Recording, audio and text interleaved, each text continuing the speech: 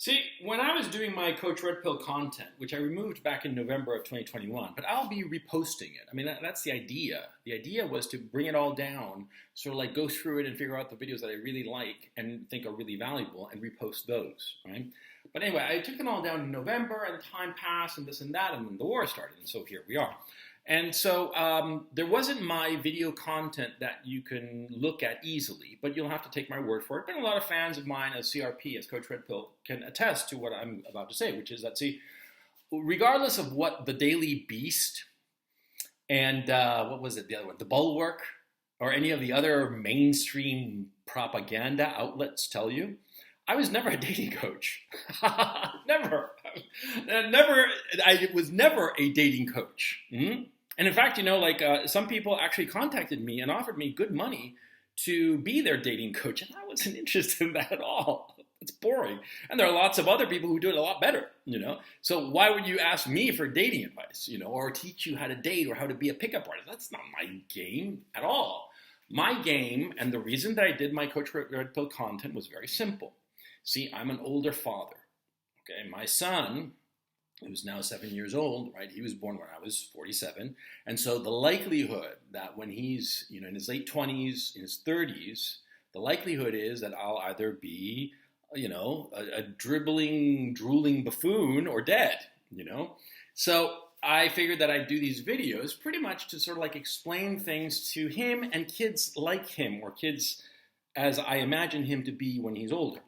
And so I did the videos, and a lot of them were about things that had nothing to do with girls. My more popular videos were about girls. But the other videos I did were like stuff like, how to tip, right? What's the difference between investing and trading? And why you should avoid things that are trades because they sound great. You hop on and hop off, but long term you can get screwed, and because it's gambling, stuff like that, okay? And so it was coaching at a higher level. And one of the things that I realized in this process of doing these videos is that very few men understand what is the concept of being a man, what it entails. And I distilled it very simply. The difference between a man and every other creature in the world, including all women, and in fact, most other male Homo sapiens, well, the difference between a man and everybody else is that we can control our reaction to our emotions and make decisions guided not by emotions, but by our reason, our logic, our acquired knowledge, and our experience. That's all it means to be a man. That's it. Because if you notice women, you notice a lot of different men. And of course, you look at animals, like dogs and horses and bears and whatever. They react based on emotion. Something happens in their environment and they react emotionally. They don't react coolly, logically, rationally. I'm not saying that a man cannot feel emotion. Oh, no, quite the contrary. See, you cannot stop an emotion, an emotional reaction. Everybody feels emotions. The issue is, are you allowing these emotions to dictate your actions? That's the difference. That's the key thing. Women, for instance, they always, by definition, they allow their emotions to dictate their actions, often to their regret. They make decisions irrationally, guided by their emotions, because they say that it felt right. It felt right. Jesus. But a man, no. A man doesn't allow that to happen. He uses his reason, his logic, his acquired knowledge, and his experience in order to make the best decision for the short term, the medium term, and the long term, however he defines that. In Dune, which is kind of like a crappy novel, but so many people have seen it, there's that thing of the Gom Jabbar, right? And the Gom Jabbar is this device that you stick your hand in it, and your hand is going to feel incredible pain. But the person administering the test, right, they have like a needle with poison right at your neck. If you pull out your hand, you get the needle and die. Hmm? And what is it for? It's to test whether you can override your emotion and your instinctive reaction. Hmm? I mean, Dune is a horrible novel, don't get me wrong, but that's pretty much it. That's the difference between a man and everybody else. And by the way, women can't do this. They can't. They pull out their hand. Hmm? If we actually had like a Gom Jabbar for real, and we had women do that, yeah. And that's why so many people say that I'm a misogynist, that I hate women.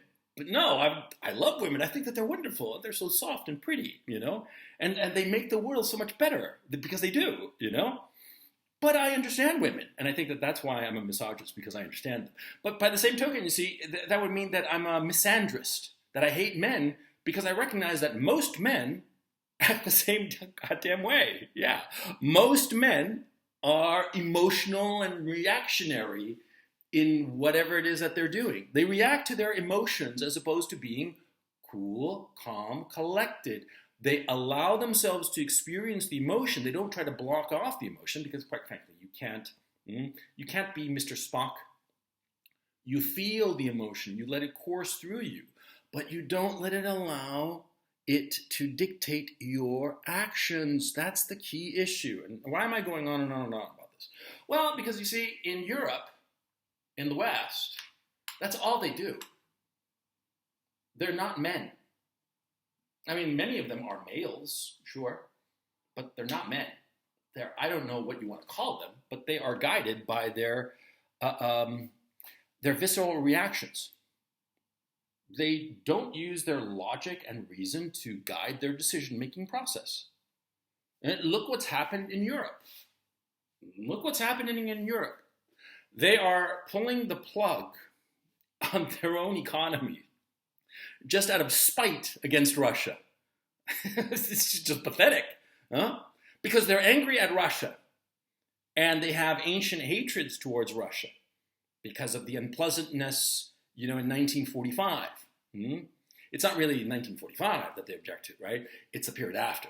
Because the Soviets, after the end of the war, they didn't treat Eastern Europe very nicely. Now, did they? And we all know that they did. Okay, and to pretend otherwise is foolish, and it's the reason that so many Germans in particular hate the Russians with a passion. Yeah, because the Russians, the Soviets, were the reason that so many of them were displaced out of Poland, and there were, over 1 million Germans died in the move of all those Germans from Poland to what is now Germany, in that forced ethnic cleansing. It happened before the term ethnic cleansing had even been invented. So there are ancient ancestral hatreds against the Russians that are at play, and it led the Europeans to carry out certain decisions that are purely self-destructive. Because, see, the Russians who are in power today, the Russian people who are alive today, none of them had anything to do with what happened in 1945 through 1948, roughly, 1950.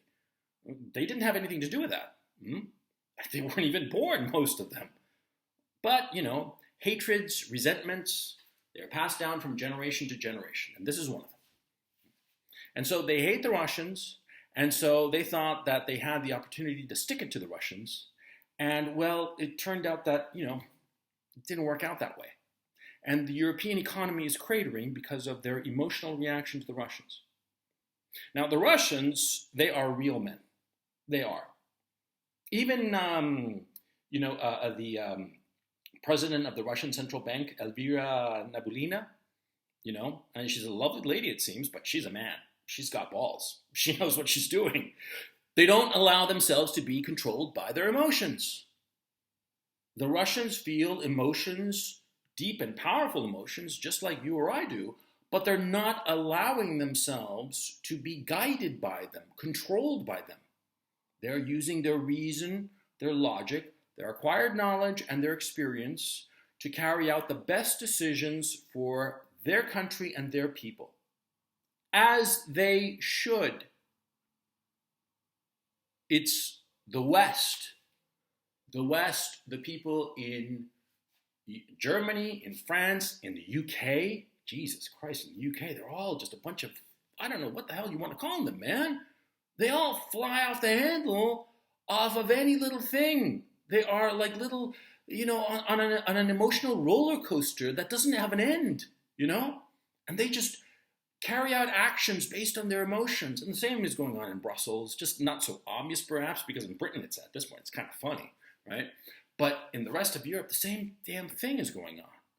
And the Biden administration, they carry out everything, every policy based on emotion. Don't allow yourself to be like that. Mm-hmm. Understand what's going on in the United States and Europe and understand how foolish they are, but don't let that happen to you. Don't let yourself be guided by your emotions. Experience the emotion, but set it aside. That's what I used to teach people in my Coach Red Pill channel. Mm-hmm.